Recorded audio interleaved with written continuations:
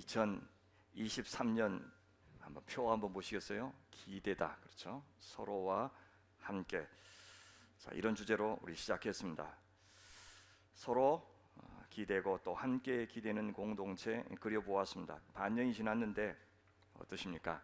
우린 하나님께 잘 기대며 살았고 또 우리 지체들과 서로 기대며 살았는지, 또 우리는 하나님께서 편하게 기대실 만한 공동체가 되어가고 있는지, 그래서 주님께서 당신의 선한 역사를 맡길 만한 그런 교회를 일구면서 살아왔는지도 좀 돌아보고 싶었습니다. 그리고 남은 시간 올 한 해 끝까지 처음 가졌던 그 마음대로 좀 잘 마무리하고 싶어서 이 주제를 정했습니다. 8번에 걸쳐서 하나님께 기댄다는 것이 무슨 의미일지 생각해 보려고 합니다. 오늘은 하나님의 날개 아래 피하라, 그리고는 하나님의 손에 이끌려 따르라, 하나님의 솜씨에 놀라라, 지혜롭고 단순하게 맡기라, 또 담대하게 질문하라, 언제든 어디서든 또 어떻게든 기대라, 끈질기게 의지하라, 뒤를 남기지 말고 신뢰하라. 이렇게 하나님께 어떻게 기대는가를 살펴보고 나서 또 나중에 기회가 되면 우리가 서로 기대면서 산다는 것이 어떤 것인지도 나눠보면 좋겠습니다. 여러분, 이 8개의 동사만 잘 봐도 기댄다는 것이 어떤 것인지를 대략 짐작하실 수 있겠죠. 피하라, 따르라, 놀라라, 맡기라, 질문하라, 기대라, 의지하라, 신뢰하라. 영국의 작가 C.S. 루이스가 이렇게 말했다고 합니다. 피조물에게 위임할 수 있는 일치고 하나님께서 스스로 하시는 일은 하나도 없는 것 같다. 그분은 자신이 눈 깜짝할 사이에 완벽하게 할 수 있는 일을 굼뜨고 서툰 우리에게 하라고 명하신다. 성경에서 교회들어 하라고 하신 일, 자기 백성들에게 하라고 하신 일을 잘 보면 인간이 하면 참 힘들 것 같고 하나님이 하면 참 쉬울 것 같은 일들이 많습니다. 그런데도 굳이 우리대로 하라고 하십니다. 하나님께 도움이 되기는커녕 누가 될 것 같은데, 오히려 하나님께서는 뒷수습하시느라고 더 힘드실 것 같은데도 굳이 우리대로 하라고 하십니다. 맞습니다. 하나님이 나서시면 금방 해결되죠. 우리한테 맡겨두면 우리는 어찌할 바를 몰라서 우왕좌왕하기도 하고 시간도 낭비하는 것 같고 할 능력이 없어서 쩔쩔매기도 합니다. 그래서 도와달라고 기도하지만 그 기도가 과연 쓸모가 있는가 싶을 만큼 기도한다고 해서 상황이 크게 나아지지 않습니다. 대부분이 그렇습니다. 하나님이 안 도와주시는 것 같고 모든 것이 우리 하기에 달려있는 것처럼 보일 때가 더 많습니다. 그럴 때면 우리가 하나님 왜 믿어야 되지? 기도는 왜 해야 되는 것이지? 믿는다는 것이 뭐지? 이렇게 헷갈릴 때가 있습니다. 그렇다고 해서 하나님께서 전혀 도와주시지 않는다, 그렇게 말할 수 없을 만큼 한번 우리 진지하게 신앙생활 해보신 분이면 우리 인생 돌아보았을 때 하나님이 아니면 설명할 수 없는 일들이 참 많습니다. 인간한테 다 맡겨두면 상상할 수도 없는 아주 끔찍한 재앙만 남았을 것인데 용케도 엄청난 그 혼돈과 무질서 속에서 전쟁 상황 생각해 보세요. 저는 새로운 질서가 생겨나는 것을 봅니다. 엄청난 기근, 전염병 다 망할 것 같은데 또 새로운 질서가 나오고, 이게 인간이 잘해서 그럴까요? 우연일까요? 우리 가정 안에서도 늘 걱정만 끼치던 심란한 자식들이 어느덧 자라서 자기 자리를 찾아서 살고 있는 모습을 보면 참 기적 같다 싶을 때가 있을 겁니다. 부모인 내가 참 잘해서 그랬다고, 그래서 내가 영광을 받아야 된다고 생각하는 그런 부모가 몇이나 되실까요? 교회는 더 말할 것도 없습니다. 참 어려웠던 교회가 안정되어 가는 것을 보면 어떻게 해서 이게 가능해졌지? 참 추적하기가 어렵습니다. 한 주 한 주 지냈을 뿐인데 이렇게 되었습니다. 내일이 안 보였던 우리의 사업체가 어찌어찌 망하지 않고 입에 풀칠하며 살 정도로 계속해서 유지되고 있는 것, 그러면서 자식들 키우고 직원들 월급 주고 그렇게 했던 시간을 생각하면 참 신기합니다. 부부관계도 그렇죠. 진작 헤어져야 맞고 수십 번 더 헤어져야 마땅한데 살다 보니 사라지고, 사랑하는 것도 아닌데 그렇다고 사랑 안 하는 것도 아니고 어쨌든 살고 있는 참 신기한 관계도 있습니다. 근데 또 한 가지 분명한 것이 있습니다. 하나님이 도와주시는 것은 맞는데 그렇다고 해서 하나님의 도움, 하나님의 개입에 대해서 어떤 그럴듯한 공식을 만들어서 우리가 이렇게 하면 하나님이 이렇게 저렇게 일하신다, 이렇게 말할 수 없는, 그렇게 말한 것이 너무나도 조심스럽고 주저되는 것도 사실입니다. 하나님께서는 우리에게 하라고 위임하여 주신 일은 어쩌든지 우리가 참여해서 해내고 또 책임지도록 그렇게 하신다는 것이 분명합니다. 그래서 하나님께서는 우리를 도대체 얼마나 도와주시는지, 어떻게 하면 도와주시는지, 언제까지 참고 도와주시는지 아무도 확정하여 말할 수 없습니다.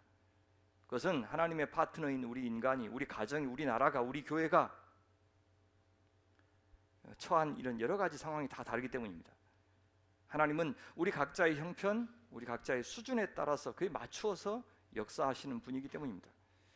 그런데 저는요, 바로 이 지점, 확정하여 말할 수 없는 이 지점, 이 신비가, 이 긴장이 우리가 하나님으로 끝까지 의지할 수 있고 기댈 수 있고 또 기대할 수 있는 근거가 된다고 생각합니다.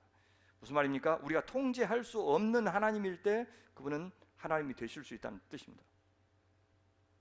이 긴장이 사라지고, 그래서 명쾌한 공식을 손에 넣어야만 비로소 우리가 안심하고 안전하다고 느끼는 분들도 있을 겁니다. 하지만 그렇게 자판기 같이 일하시는 하나님, 입력된 프로그램에 따라서 예측 가능하게 움직이시는 하나님, 그래서 내가 다 이해할 수 있고 그다음에 예측 가능하고 내가 장악할 수 있는 하나님이 주시는 안정감은 사실상 우상이 주는 안정감일 뿐, 그것은 진짜 안전에서 안정감을 얻는 것이 결코 아닙니다.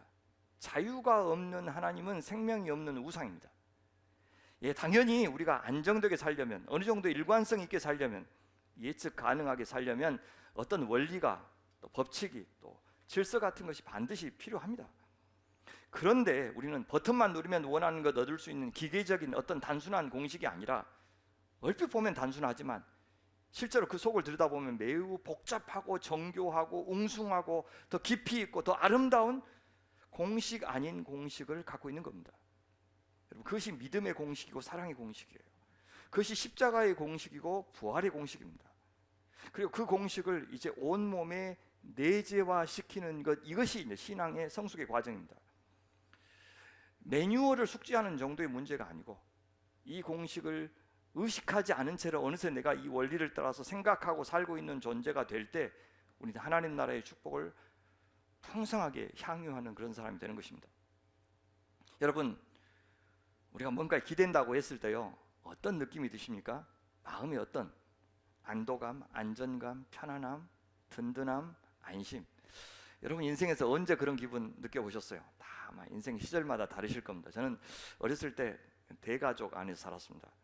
할아버지, 할머니, 고모, 삼촌, 또 언젠가는 작은 집 당숙까지 큰 집에서 같이 살았어요. 앞집도 당숙 내고 아랫집도 친척이고, 그 마을은 사실상 그 친척이 거의 대부분인 박씨 집성촌이었습니다. 그래서 구라를 약간 섞어서 제가 이야기하면, 어디 갈라치면 어른들한테 인사하느라고 해가 다 저물 정도입니다. 설날에는 제가 인사하고 다니느라 반나절이 지나가고 우리 집에 찾아오시는 손님들을 맞이하느라고 다시 반나절이 더 지나갑니다. 그분들이 다 내 편이고 나를 보호해 주시는 분들로 믿고 살았습니다. 얼마나 안전한 어린 시절입니까? 아무것도 책임지지 않아도 되는 그 유년 시절을 떠올리면 안전감이라는 말이 저절로 떠오릅니다. 그냥 사랑만 받으면서 살았습니다. 울면 할아버지가 달래주었고 또 울면 할머니가 업어주었습니다. 여러분, 몇 살 때로 돌아가고 싶습니까? 걱정할 것 없고 마냥 재밌기만 했던 시절은 언제였습니까? 성적과 진학을 위해서 매진하던 10대 학창 시절도 아니었을 것이고, 팔팔한 청춘에 비해서 가진 것이 너무 없었던 20대의 청춘도 아니었을 것이고, 각 가정을 꾸린 어설펐던 30대도 아니었을 것이고, 가장의 무게가 점점 무거워지는 40대도, 은퇴를 생각해야 되는 50대도 아니었을 겁니다. 오직 사랑받고 돌봄을 받는 일만 있었던 시절, 마음껏 뛰어놀아도 또 놀 수 있는 내일이 공짜로 주어지는 그런 시절이 있었다면 아마 그 시절로 돌아가고 싶으실 겁니다. 그렇게 부모든지 누구든지 누군가의 날개 아래에 있다는 의식이 뚜렷한 시절로 돌아가면 내가 참 안전할 것이다 느낄 것 같아요. 여러분은 어떤 교회에서 그런 참 안전하다, 난 참 행복하다 라는 신앙생활을 경험하셨습니까? 하나님의 사랑과 은혜와 보호의 날개 아래서 평안을 누렸던 시절, 그 공동체를 통해서 하나님이 돌보시는 은총을 정말 선명하게 경험했던 교회, 그래서 정말 안전하다고 느꼈던 교회, 내가 무슨 말을 해도 괜찮고 세상적인 기준으로 우쭐하거나 초라해지지 않아도 되는 교회, 그냥 있는 그대로 내가 존재해도 되는 교회, 그래도 나를 받아주는 교회, 나를 지켜주는 교회, 나의 비밀을 같이 숨겨주는 교회, 내 대신 나를 자랑해주고 나보다 더 내 치부를 감춰주는 교회, 그래서 참 안심이 되는 교회를 만났다면 그 교회를 여러분은 참 사랑할 것 같습니다. 또 그리워할 것 같습니다. 저는 이 교회가 그런 교회가 되었으면 좋겠다는 마음으로 목회하고 있는 겁니다. 우리가 신앙생활을 하면서 가장 크게 고통받는 대상은 교회의 역사상 국가 권력이 아니었습니다. 전쟁도 아니었고요. 거의 대부분 교회가 박해를 받을 때는 내 옆에 있는 사람들이 힘들겠어요. 가까이는 가족들이고 성숙하지 못한 교회 안에 있는 지체들, 지도자들에게 특히 큰 고통을 당했습니다. 같이 사는 동네 사람들, 동창들, 직장 동료들에게 큰 고통을 당하기도 합니다. 선교사님들이 선교지에서 철수하는 가장 큰 이유는 핍박이 아닙니다. 대개 가정 문제이거나 동료 선교사들과의 갈등입니다. 무슨 말인가 하면 나를 보호해 줄 날개라고 생각했던 대상들이 도리어 비수로 다가와서 나의 안전을 가장 크게 해치는 일이 우리 인생에서 흔히 일어난다는 뜻입니다. 근자에 저희 나라에서 일어나는 각종 사건 사고들을 보면 우리는 더는 안전한 나라에 살고 있지 않다고 느끼실 겁니다. 서울, 경기도의 주요 도시에는 군인들이 지금 배치되고 있고, 지난주에는 기아 챔피언스 필드에도 폭탄 테러를 경고하는 메시지가 있어서 군인들이 배치되는 소란이 있었습니다. 지금 독일에서 제 지인이 와 계시는데 너무 무섭다고 아이들이 지금 바깥 출입을 안 한다고 합니다. 새만금에서 열린 세계 잼버리에 참여한 청소년들은 주최 측이 너무 준비를 소홀히 해서 안전에 위협을 받고 영국 같은 경우는 조기 철수하기도 했습니다. 진짜 미안하고 또 부끄럽고 창피한 일입니다. 아이들은 입시 지옥에서 안전하지 못하고, 선생님들은 내 자식 우선주의라는 광기에 사로잡힌 부모들 때문에 안전하지 않습니다. 세월호, 이태원, 오송 지하차도, 정말 아까운 목숨들이 그렇게 많이 죽었는데도 국가는 변하지 않고 책임을 회피하고 떠넘기고 핑계하기에만 여념이 없습니다. 그래서 딴 나라로 이민 간들 그 나라는 안전합니까? 그런 시대를 살고 있는 우리에게, 안전을 그렇게 갈망하고 있는 우리에게 시편 91편의 시인은 다른 무엇도 아니고 어떤 장소도 아니고 어떤 나라도 아니고 하나님께서 우리의 피난처가 되신다고 말해줍니다. 그가 너를 그의 깃으로 덮으시리니 네가 그의 날개 아래에 피하리로다. 하나님은 우리가 안심하고 기댈 뿐이라고 고백합니다. 시인은 새나 암탉이 새끼들을 보호하기 위해서 날개를 활짝 펴는 이미지를 사용하고 있죠. 새들한테는 흔한 일이라고 하네요. 포식자가 접근하거나 어떤 위험을 감지하면 자동적으로 새는 차양처럼 날개를 쫙 펼친다고 합니다. 그럼 새들은 그 그늘 아래서 허둥지둥 그냥 그 안으로 들어갑니다. 워낙 본능적인 행동이라 해서 어린 새들이 주위에 없다고 해도 위험만 하면 쫙 날개를 이렇게 펼친다고 해요. 그러니 이것은 하나님이 자기 백성을 돌보신다는 것을 표현하는 정말 근사한 이미지 아닙니까? 하나님의 날개 아래에 있으면 우리는 완벽하게 안전할 수 있습니다. 하나님은 어떤 분이시기 때문입니까? 우리 같이 한번 읽어볼까요? 지존자의 은밀한 것에 거주하며 전능자의 그늘 아래 사는 자여, 나는 여호와를 향하여 말하기를 그는 나의 피난처요 나의 요새요 내가 의뢰하는 하나님이라 하리니 이는 그가 너를 새 사냥꾼의 올무에서와 심한 전염병에서 건지실 것이미로다. 그분은 지존자다, 전능자다.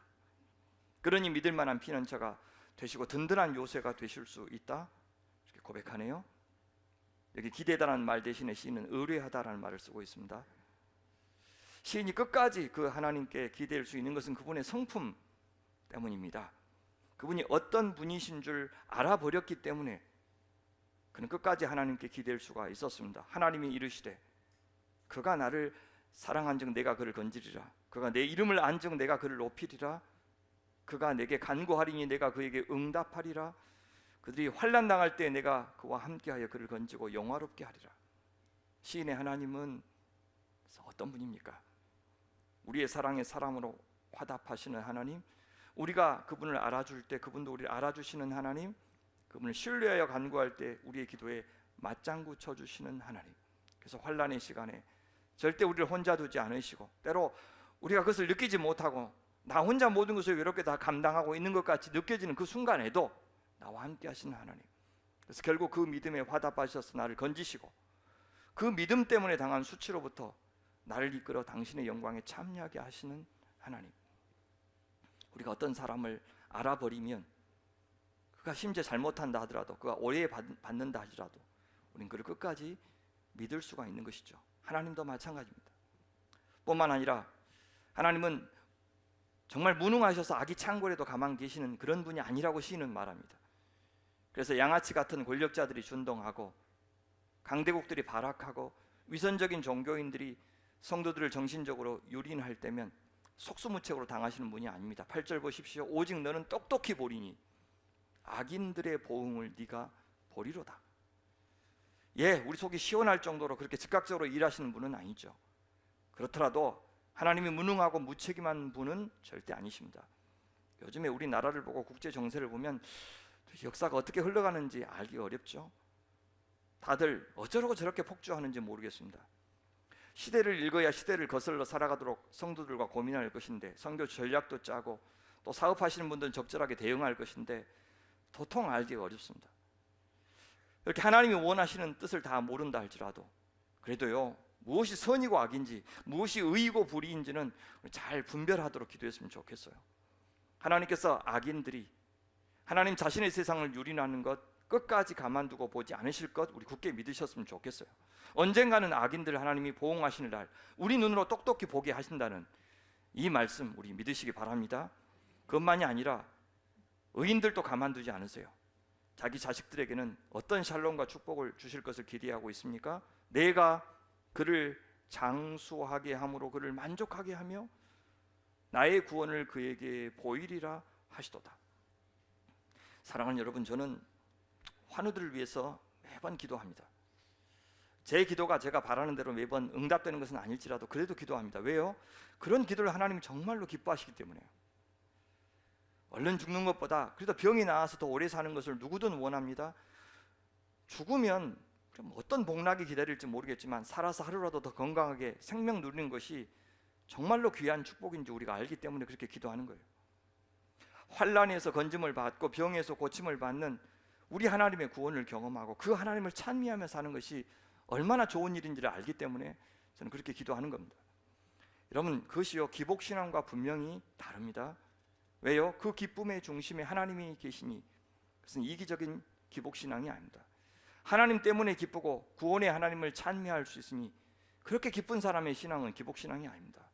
그 기쁨과 감사 때문에 이웃을 더 사랑할 수도 있고 더 즐거이 섬기며 살 수도 있으니 그건 기복신앙이 아닌 겁니다. 나한테 에너지가 없는데 어떻게 다른 사람의 필요를 채울 생각을 하겠습니까? 나를 사랑하지도 않는데 내 몸처럼 어떻게 이웃을 사랑하겠어요? 내가 힘들어 죽겠는데 어찌 남들한테는 예수 믿고 기뻐하라고 말할 수가 있겠습니까? 내가 애쓰고 힘쓴 것에 정당한 열매를 얻기를 바라는 것은 좋은 일입니다.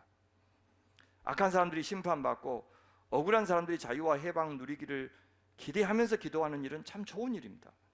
하나님이 계시지 않다면 우리는 그런 질서가 이루어지기를 구할 수도 없고 또 믿을 수도 없을 것입니다.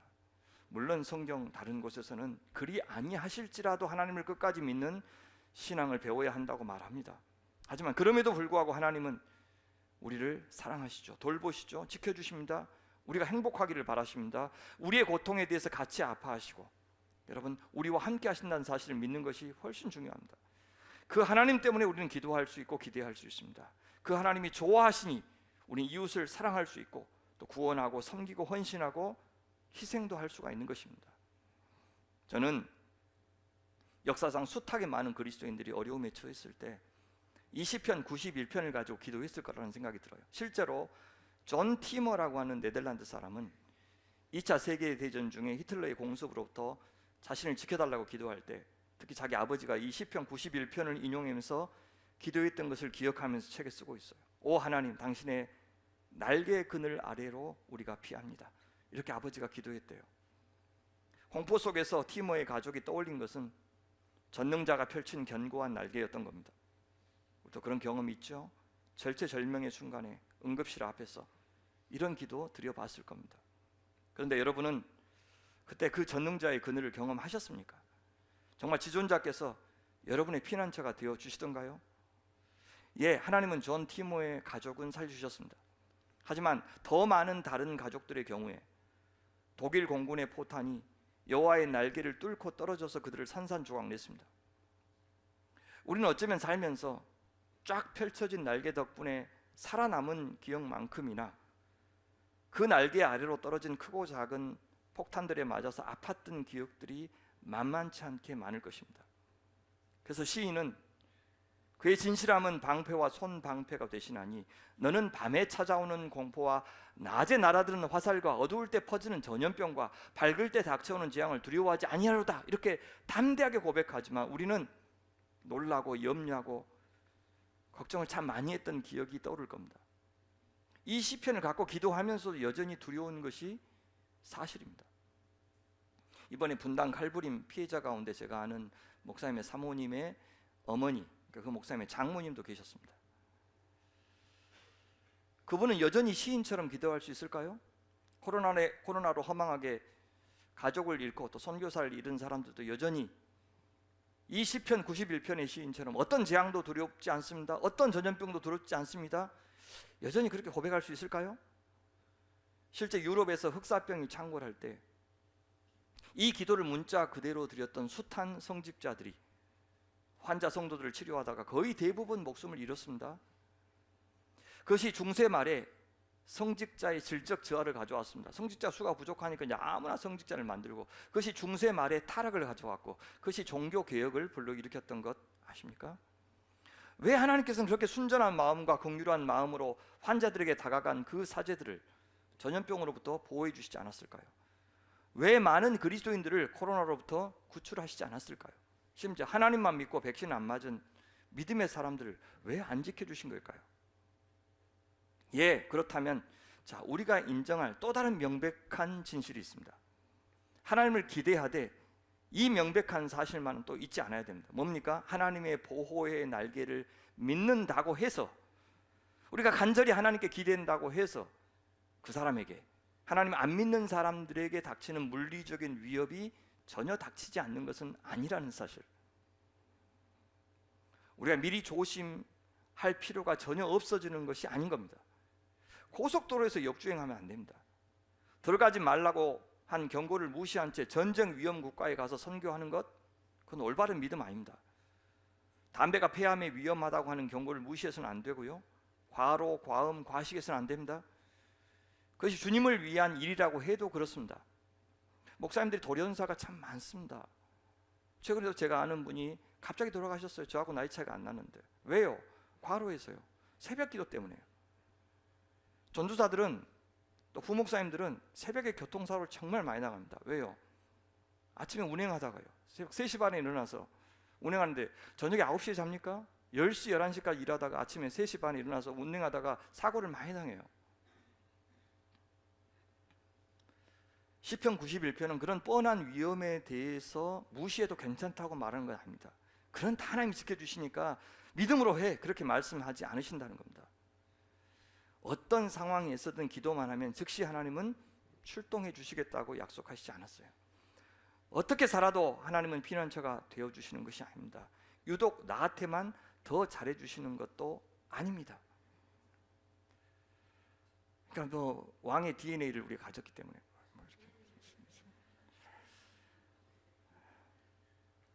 여러분, 이 구절이 의미하는 바가 무엇인지를 정말 잘 이해하신 분이 있었습니다. 그분이 누구냐면 예수님이에요. 예수님이 광야에서 사탄에게 시험 받으실 때 기억하시죠? 두 번째 시험인데요, 성전 꼭대기로 데리고 올라가더니 사탄이 거기서 뛰어내리라고 예수님께 말했어요. 네가 진짜 하나님의 아들이라면 하나님 너를 사랑하실 것이고, 그러면 하나님이 너를 천사의 손을 빌어서 안전하게 이렇게 지켜주실 것이니 한번 뛰어내려서 이 성전에 모인 수많은 이 유대인들에게 네가 하나님의 아들인 것을 증명해봐라. 얼마나 손쉬운 방법입니까? 그때 사탄이 인용한 말씀이 이 시편 91편이에요. 네가 만일 하나님의 아들이거든 뛰어내리라 기록되었으되 할 때 시편 91편. 그가 너를 위하여 그의 사자들을 명하시더니 그들이 손으로 너를 받들어 발이 돌에 부딪히지 않게 하리로다 하였느니라. 예수님이 어떻게 반응하셨어요? 또 기록되었으되, 다른 데를 인용하시면서 주 너희 하나님을 시험하지 말라 하였느니라. 여러분, 만약에 사탄이 저한테 이렇게 시험했다고 합시다. 박대영 목사, 네가 하나님이 세우신 진짜 참 말씀의 종이라면, 목사라면 이번 주일부터 설교 2시간씩 해라. 하나님께서 천사들을 통해서 성도들의 불만을 잠재우시고 다 은혜받게 해주실 것이다. 이렇게 시험한다면 어떨 것 같습니까? 제가 2시간씩 설교하면 성령께서 진짜 도와주실까요? 절대 안 도와주십니다. 제가 이 교회에서 쫓겨나든지 여러분이 자발적으로 피난처를 찾아서 떠나든지 분명히 둘 중에 하나가 될 것입니다. 주님의 보호하시는 날개는 그런 데 쓰라고 있는 것이 아닙니다. 예? 여러분, 제가 유럽에서 한 달 동안 있으면서 작심했어요. 설교 45분으로 줄이자. 나는 할 수 있다. 아니, 이 교회에서 롱런 하려면 반드시 그래야 된다. 아자. 하나님 도와주실까요? 예? 안 도와주실지 모르겠습니다. 예, 2시간 설교하는 것도 안 도와주시지만 제가 45분으로 줄이는 것도 안 도와주실 가능성이 많으니까, 어쨌든 너희 하나님을 시험하지 말라, 무슨 말입니까 예수님이? 내가 그런다고 해도 하나님이 안 도와주실 거니 허침 쓰도록 그렇게 나 만들지 마라, 그 말입니다. 하나님이 하실 수 없는 것, 할 마음이 없으신 것, 도와주실 수 없는 것을 구하면서도 하나님께서 그것을 하도록 압력을 가하는 것, 그것이 하나님을 시험하는 겁니다.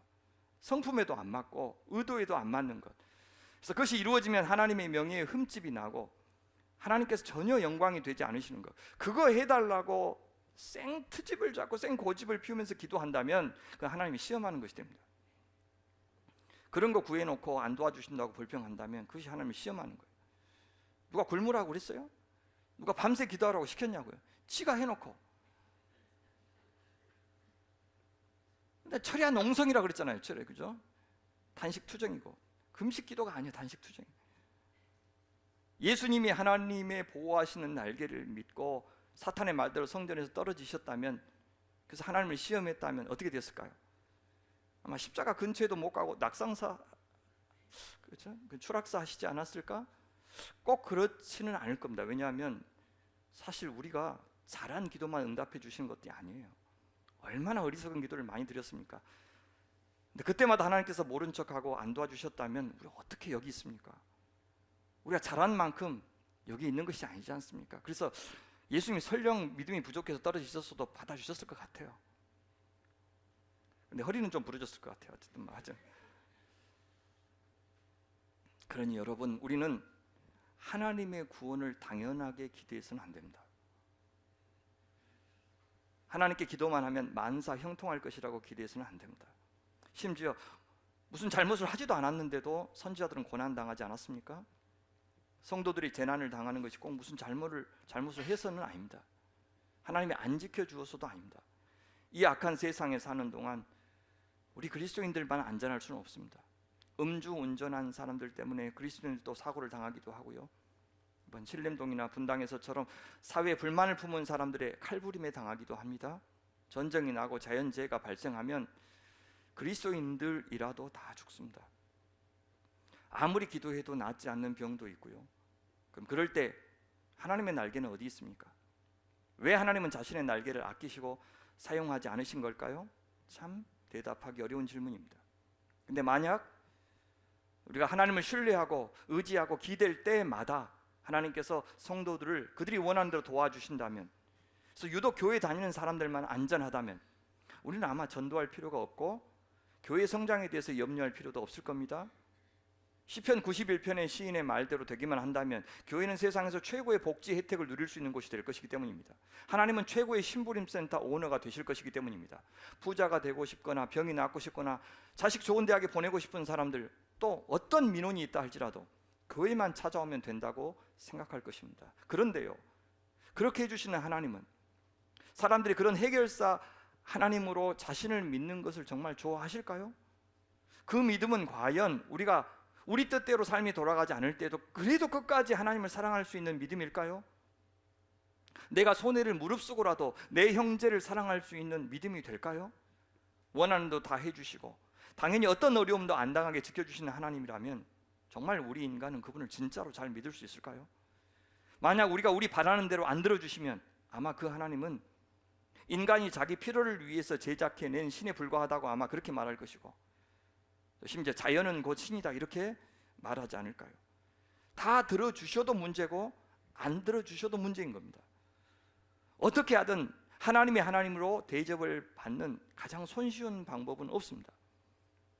하나님께서 우리가 기댈 만한 그런 분이 아니어서가 아니라, 그럴 능력이 없어서가 아니라, 우리 인간이 누군가한테 우리 자신을 맡기고 의지하고 신뢰하는 그런 존재가 되기가 그렇게 힘든 존재이기 때문입니다. 그런 사랑과 믿음의 존재가 되게 하는 것이, 그 어려운 일을 하는 것이 하나님께는 다른 어떤 것보다 더 중요한 일이라는 것을 기억해야 됩니다. 그럼 시편 91편 기자가 말하고 있는 믿음은 어떤 것입니까? 믿음이라고 했을 때요, 믿음은 스펙트럼이 굉장히 다양합니다. 한 정서가 아니에요. 그 사람이 처한 상황에 따라서 믿음은 다양하게 정의될 수 있고 번역될 수 있어요. 그 정서가 그만큼 다양합니다. 시편 91편의 시인이 말하고 있는 것은 이런 것은 아닙니다. 하나님은 자기 백성이 기도하고 신뢰하면 어떤 상황에 있든지 그들 털끝만큼도 상하지 않게 지켜주신다. 지체하지 않고 즉시 개입하신다. 그러니 기다릴 필요도 없다. 그러니 나는 두렵지 않다. 이런 뜻이 아닙니다. 그럼 시인이 믿는 것은 뭡니까? 시인은요, 하나님의 섭리를 믿고 있는 겁니다. 당장 내 눈앞에 펼쳐질 좋은 결과를 믿는 것이 아니고, 어떻게 될지는 모르겠지만, 언제일지도 모르겠지만 하나님은 결코 나를 포기하지 않고 버리지 않고 내가 악한 세력에 져서 아무 의미 없는 존재가 되도록 가만 놔두지 않을 것이라고 믿는 겁니다. 이런 믿음 때문에 복음 전하다가 추방당하기도 하고 순교하기도 하고, 그래도 실패했다고 말하지 않는 것입니다. 부당한 요구에 굴복하지 않고 양심 있게 행동하다가 직장을 잃거나 명예를 잃었다고 해서 그것을 실패라고 말하지 않을 수 있는 것도 이 하나님의 섭리에 대한 믿음이 있기 때문입니다. 시편 91편 시인이 기대하는 하나님은 절대 인생을 이것으로 끝내지 않으시는 하나님인 겁니다. 시편 다른 곳에 보면 같은 믿음인데 그 표현을 표현하는 정서가 달라요. 예를 들어서 시편 22편을 보시면, 내 하나님이여 내 하나님이여 어찌하여 나를 버리셨나이까? 어찌 나를 멀리하여 돕지 아니하시며 내 신음소리를 듣지 아니하시나이까? 내 하나님이여 내가 낮에도 부르짖고 밤에도 잠잠하지 아니하오나 응답하지 아니하시나이다. 이스라엘의 찬송 중에 계시는 주여 주는 거룩하시니이다. 이렇게 하소연합니다. 시인은 하나님께 버림받았다고 느껴지는 절망적인 상황에서도 하나님을 포기하지 않고 부르고 있어요.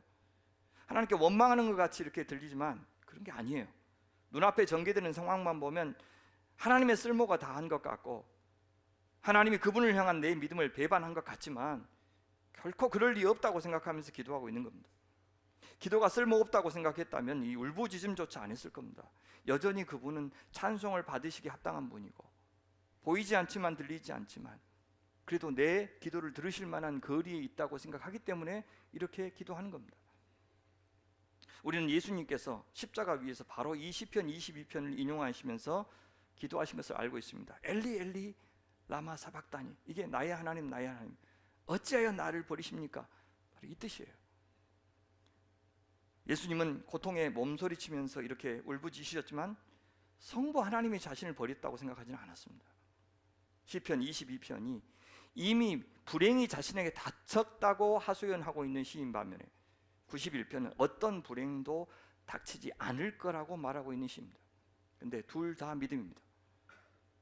시편 91편의 시인이 말하고 있는 건 뭡니까? 아무리 현실적인 어려움이 닥치더라도, 심지어 그 어려움 때문에 죽임을 당한다 하더라도 어떤 최종적인 악도 우리에게 닥치지 않으리라고 나는 확신한다, 그 말입니다. 최종적인 악이 뭡니까? 하나님의 은혜와 자비의 손에서 우리를 갈라놓는 것, 우리를 붙드시는 하나님의 손, 우리의 이름을 부르시는 그분의 사랑의 음성, 이생뿐만 아니라 내세 그 어떤 것도 우리를 하나님의 사랑에서 끊을 수 없다고 시편 91편 시인은 고백하고 있는 겁니다. 이번 유럽에 가면서 네덜란드에도 들렀는데요, 암스테르담에서 제가 가고 싶었던 고흐 갤러리를 다녀왔습니다. 그리고 또 한 곳 꼭 가보고 싶은 곳이 있었는데, 그것이 나치를 피해서 2년 동안 숨어 지내면서 일기를 썼던 15살의 소녀 안네 프랑크가 숨어 지내던 바로 그 집을 가보고 싶었습니다. 그 집은 지금 기념관으로 바뀌어 있었습니다.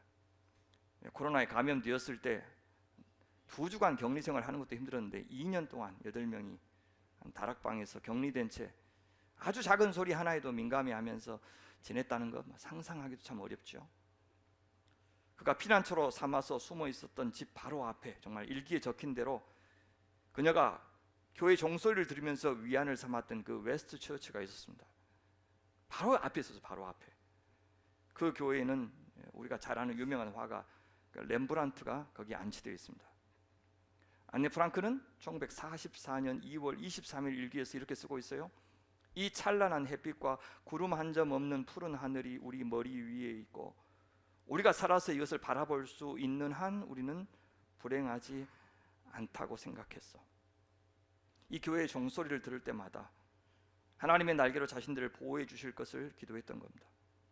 이 다락방에서 나가서 마음대로 글을 쓰고 또 사랑할 수 있는 날을 그는 소망했습니다. 그런데 1944년 8월 4일 하나님의 날개가 부러지는 일이 벌어집니다.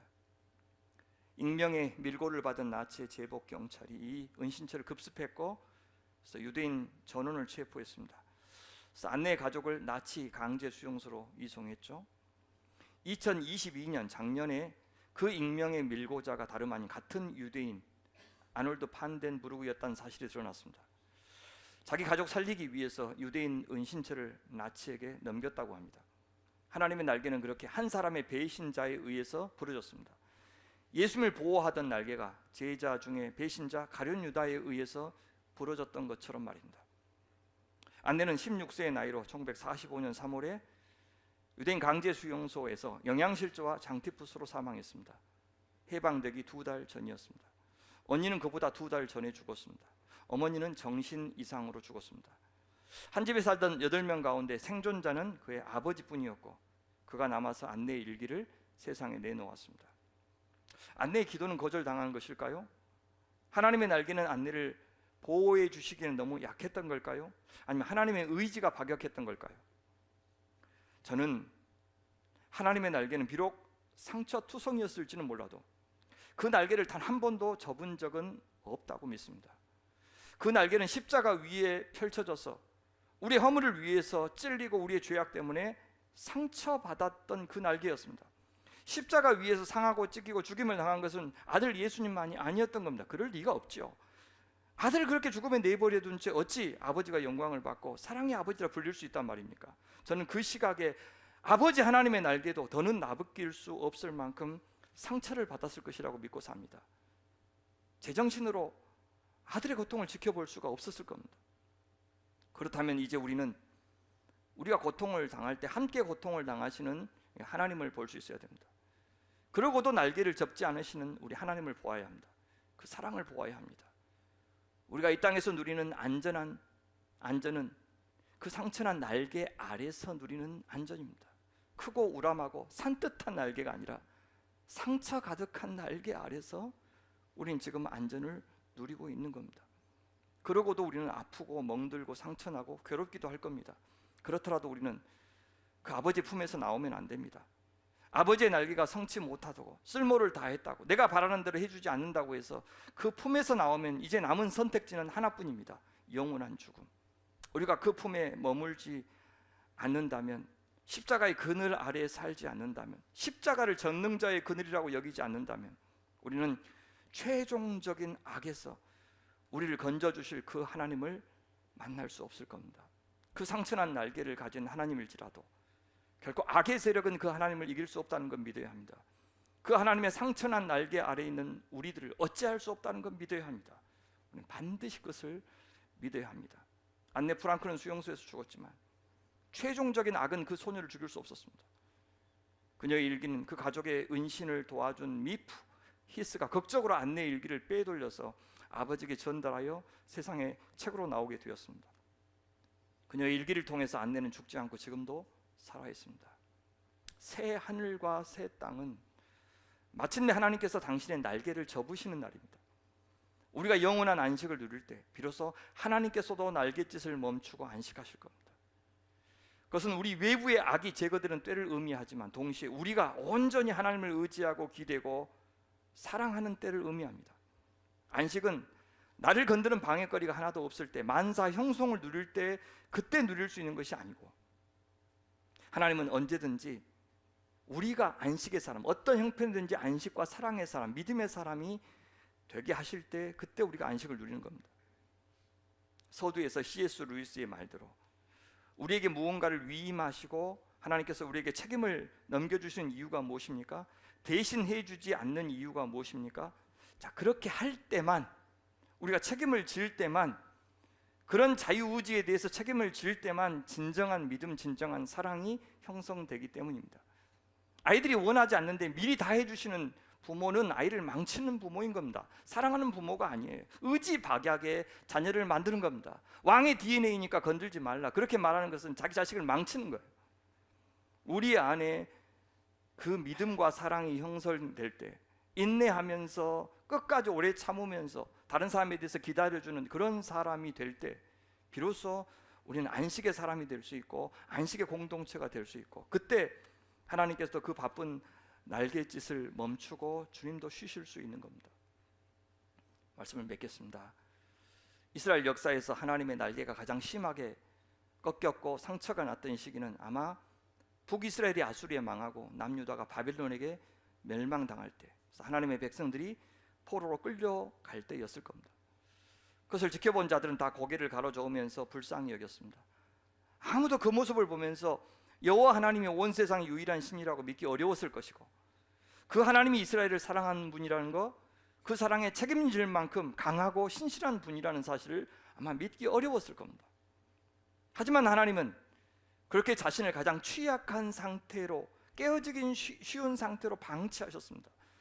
스스로 자기 자신한테 수치를 안겨다 주는 선택을 하셨습니다. 왜요? 그 방법이 아니면 하나님이 정말 원하시는 하나님 나라가 이루어지지 않기 때문에, 하나님의 진정한 명예와 영광은 회복되지 않기 때문에, 하나님보다 우상을 더 숭배하는 백성들의 나라에서는 아무리 그 세상이 강하다 하더라도 하나님은 절대 영광을 받으실 수 없기 때문에, 형제들을 착취하는 나라에서는 그 나라가 아무리 부유하다 하더라도 하나님은 영광 받으시지 못하기 때문에, 예레미야는 이 남왕국 다윗 왕조의 멸망을 예고하면서도 그렇게 멸망케 하시는 하나님에 대해서는 이렇게 고백하고 있습니다. 같이 한번 읽어볼까요? 시작. 영화로우신 보좌여, 시작부터 높이 계시며 우리의 성소이시며 이스라엘의 소망이신 여호와여, 무릇 주를 버리는 자는 다 수치를 당할 것이라. 주는 내게 두려움이 되지 마옵소서.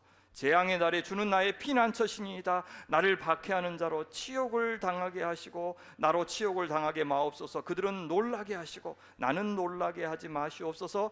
재앙의 날을 그들에게 임하게 하시며 배나되는 멸망으로 그들을 멸하소서. 이스라엘이 멸망하더라도 하나님이 영화로운 보좌에 앉아 통치하시는 왕, 소망의 하나님, 성소, 피난처, 재앙의 날을 악인들에게 임하게 하시는 하나님이 되신다라고 하는 믿음만은 변함이 없었습니다. 오늘 우리가 하나님을 의지한다, 하나님께 기댄다는 말이 이 뜻입니다. 무조건 우리 편 들어주시는 하나님을 그렇게 우리가 기대하는 것이 아닙니다. 항상 승리를 주시는 하나님을 바라는 것 아닙니다. 모든 세상이 다 나 중심으로 돌아가기를 원하는 것도 아닙니다. 우리가 하나님을 의지하고 우리가 하나님을 사랑할 때 하나님 결코 우리를 포기하지 않으심을 믿는다는 뜻입니다. 당장에는 그 날개가 부러지고 상하고 망가진 것처럼 보일지라도 아무도 최종적인 악으로부터 하나님을 믿는 당신 백성을, 하나님을 기대하는 당신 백성을, 하나님을 사랑하는 당신 백성을 빼앗을 수 없게 하시는 분인 것을 믿는다는 뜻입니다. 그런 점에서 시인이 그가 너를 그의 깃으로 덮으시리니 네가 그의 날개 아래에 피하리로다 라고 하는 이 고백이 사도 바울이 로마서 8장에서 했던 그 고백을 저는 생각나게 하는 그런 고백이었습니다. 그런즉 이 일에 대해 우리가 무슨 말하리요? 만약 하나님이 우리를 위하시면 누가 우리를 대적하리요? 자기 아들을 아끼지 아니하시고 우리 모든 사람을 위하여 내주시니까 어찌 그 아들과 함께 모든 것을 우리에게 주시지 아니하겠느냐? 누가 능히 하나님께서 택하신 자들을 고발하리요? 의롭다 하신 이는 하나님이시니 누가 정죄하리요? 죽으실 뿐만 아니라 다시 살아나신 이는 그리스도 예수시니 그는 하나님 우편에 계신 자요 우리를 위하여 간구하시는 자시니라. 누가 우리를 그리스도의 사랑에서 끊으리요? 환난이나 권고나 박해나 기근이나 적신이나 위험이나 칼이라. 기록된 바 우리가 종일 주를 위하여 죽임을 당하게 되며 도살당할 양같이 여김을 받았나이다 함과 같으니라. 그러나 이 모든 일에 우리를 사랑하신 이로 말미암아 우리가 넉넉히 이기느니라. 내가 확신하노니 사망이나 생명이나 천사들이나 권세자들이나 현재일이나 장래일이나 능력이나 높음이나 깊음이나 다른 어떤 피조물이라도 우리를 우리 주 그리스도 예수 안에 있는 하나님의 사랑에서 끊을 수 없으리라. 아멘. 하나님의 날개는 십자가의 날개였습니다. 상처난 날개, 깨어진 날개. 하지만 그 십자가의 날개, 그 사랑의 날개, 그 낮아짐과 비움과 버림의 날개를 이길 수 있는 악의 세력은 없습니다. 그러니 우리는 안전할 수 있는 겁니다. 참으로 험악한 시절을 보내고 있습니다. 전쟁과 가난의 시대를 거쳐온 선배들에 비할 바 못되지만 편안한 시절을 보낸 만큼 지금의 이 몰상식하고 모렴치한 시대가 더 괴롭게 느껴지는지도 모르겠습니다. 불안이 엄습합니다. 자식의 앞날을 우리 부모가 가진 실력으로 보장할 수 없습니다. 내 건강 내가 책임질 수 없고 우리의 신앙 지킬 자신이 우리에게는 없습니다.